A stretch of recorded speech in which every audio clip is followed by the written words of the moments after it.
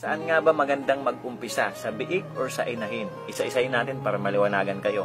Alaman natin kung ano yung pagkakaiba ng biik at ng inahin. Okay, bibigyan ko kayo ng malupit at wais na advice. Alam nyo, paras namang maganda yan at paras din naman kayo dyan kikita. Yun nga lang, ang pagkakaiba niyan, sa biik kasi, mas maiksi yung panahon na aalagaan mo siya dahil tatagalan to ng 3 hanggang 4 na buwan. Then pag naibenta mo na, mababawi mo na agad kung ano yung puhunan mo. Samantalang sa inahin, medyo matagal mo siyang aalagaan. Mag-aantay ka ba ng 7 to 8 months old bago mo siya pabulugan. Then kapag napabulugan mo na siya, mag-aantay ka ulit ng 112 hanggang 115 days bago siya manganak.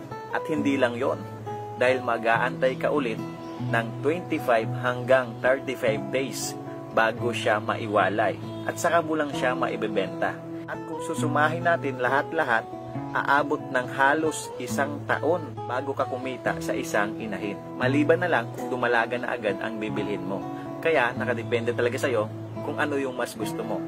Yung 4 months o yung aabot ng 1 taon. Pero syempre, bibigyan kita ng mas wais na advice. Dahil para sa akin, doon ako sa inahin. Dahil kahit medyo matagal, mas malaki naman yung kikitain. Okay, kung may natutunan ka, i-follow mo ko.